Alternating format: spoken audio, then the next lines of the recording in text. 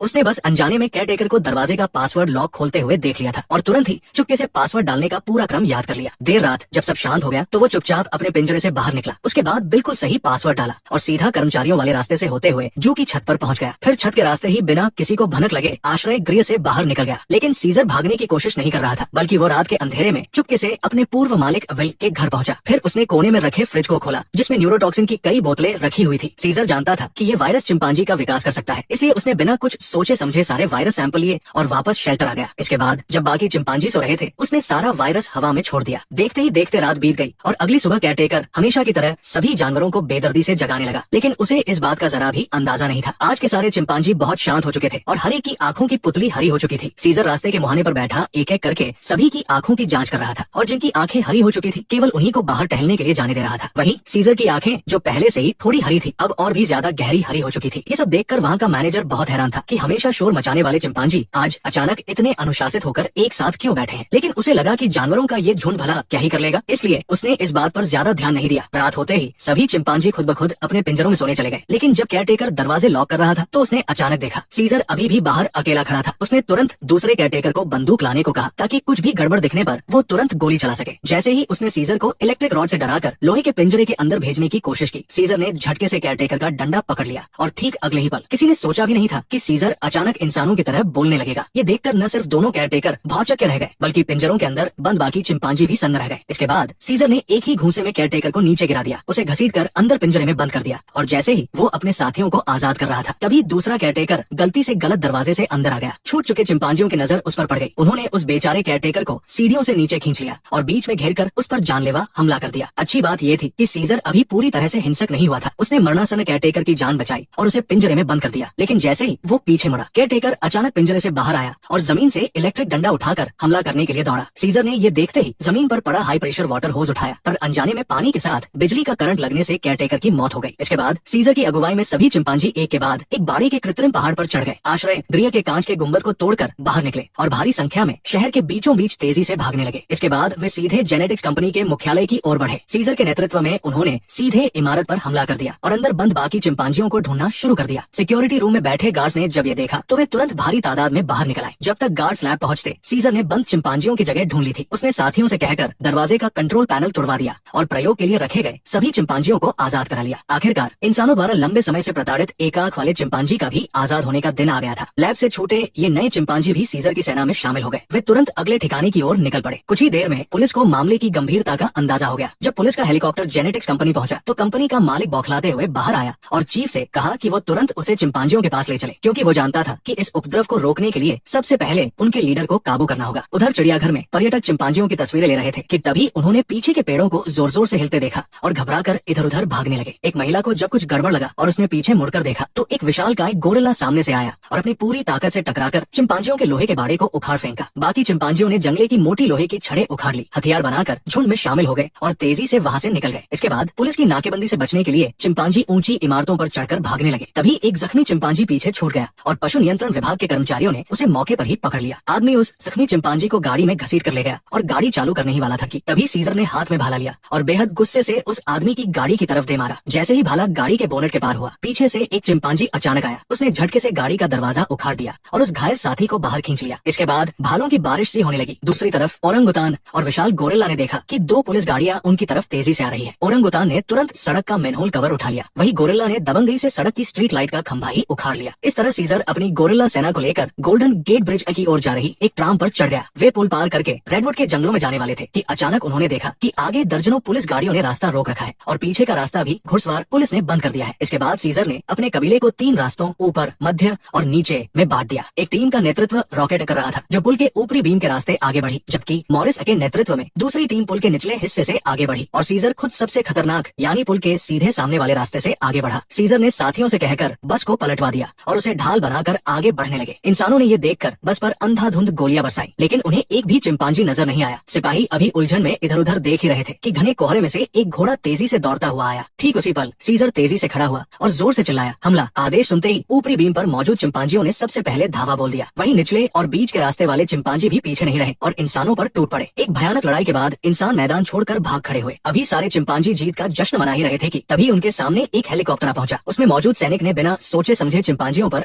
अंधाधुंध गोलियां चलानी शुरू कर दी और पीछे से निर्देश देने वाला कोई और नहीं बल्कि लैब का वही मालिक था। चिंपांजी इधर उधर छिपने लगे, लेकिन फिर भी भारी नुकसान हुआ और कई मारे गए। ये देखकर सीजर ने पास पड़ी एक जंजीर उठाई और हवा में घुमाकर हेलीकॉप्टर पर दे मारी, जिससे उसका संतुलन बिगड़ गया। लेकिन हेलीकॉप्टर के पायलट ने तुरंत पिस्टल निकालकर सीजर पर निशाना साधा। पास खड़े गोरिल्ला ने सीजर को धक्का देकर एक तरफ किया और खुद तेजी से दौड़ते हुए हेलीकॉप्टर की तरफ छलांग लगा दी। आखिरकार गोरिल्ला ने अपनी जान की बाजी लगाकर हेलीकॉप्टर को जमीन पर गिरा दिया। जोरदार धमाके के बाद सीजर तुरंत भागा और उसने एड़ी चोटी का जोर लगाकर बग को बाहर खींचा, लेकिन बहुत देर हो चुकी थी। बग जख्मों से चूर होकर इस दुनिया से रुखसत हो चुका था और उसकी मौत ने सीजर को अंदर तक बदल दिया। उसे आखिरकार समझ आ गया था कि इंसानों के प्रति दया दिखाने से सम्मान नहीं मिलता, बल्कि इंसान और ज्यादा क्रूर हो जाते हैं। जब बेकसूर साथियों के सीने में बेदर्दी से गोलियां उतारी गई तो वानरों के राजा सीजर ने अपनी दया भावना को त्याग दिया और कसकर मुट्ठी भींच ली। उसके चेहरे पर फैला गुस्सा छुपाए नहीं छुप रहा था। जिंदगी और मौत की जंग लड़ रहे इंसानों को छोड़कर सीजर आगे बढ़ गया। तभी कुबा आया। लैब से भागा हुआ वो चिंपांजी बिना किसी झिझक के टूटे हुए हेलीकॉप्टर को लात मारने लगा। इंसानों को समंदर में डूबता देख उसके चेहरे पर एक दुष्टता भरी मुस्कान आ गई। ये क्रांति वे जीत चुके थे और चिंपांजी अपनी मर्जी से रेडवुड के जंगलों में लौट आए थे। लेकिन तभी विल एक पुलिस कार में सवार होकर उनके पीछे पीछे पहुंचा। इस मोड़ पर उसे समझ आ गया था कि उसकी एक ढील की वजह से आज ये सब हुआ है। उसने सीजर का नाम पुकारा और उसे वापस ले जाने की कोशिश की। तभी कुबा फिर से सामने आ गया और उसने विल पर हमला कर दिया। वो अपने नुकीले दांत दिखाकर हमला करने ही वाला था कि अगले ही पल सीजर ने आकर उसे जोर से पीछे धक्का दे दिया। सीजर ने बस मुड़कर गुस्से में एक घुड़की दी और कोबा तुरंत उसके सामने झुक गया और चुपचाप वहाँ से चला गया। विल सहमी हुई आंखों से सीजर को देखता रहा, क्योंकि सीजर के दिल में अब इंसानों के लिए कोई लगाव नहीं बचा था। आज का सीजर एक सच्चा राजा था और अपने पूरे कबीले की आखिरी उम्मीद था। इसके बावजूद विल चाहता था कि सीजर उसके साथ वापस चले, क्योंकि वो इंसानों की ताकत और चालाकी अच्छे से जानता था। उसने सीजर से वादा किया कि चाहे कुछ भी हो जाए वो उसकी हिफाजत करेगा और उसे कोई नुकसान नहीं पहुंचने देगा। सीजर ने कुछ पल हिचकिचाने के बाद विल को प्यार से गले लगाया और उसके कान में एक बात कही। सीजर अब अपने घर पर है। पल भर में विल सब समझ गया। बच्चा अब बड़ा हो चुका था और उसे खुद के दम पर जीना सीखना था। इस बार विल ने उसे रोकने की बजाय जाने देने का फैसला किया ताकि सीजर अपने कबीले के पास वापस जा सके। सीजर ने बचपन की तरह एक आखिरी बार पीछे मुड़कर देखा और विल की सहमति मिलते ही तेजी से सबसे ऊंचे पेड़ पर चढ़ गया। वो शहर की तरफ टकटकी लगाए देख रहा था, जैसे अपनी विदाई को उस खूबसूरत नजारे में समेट रहा हो। अब वो यहीं पर वानरों का अपना नया साम्राज्य खड़ा करने वाला था।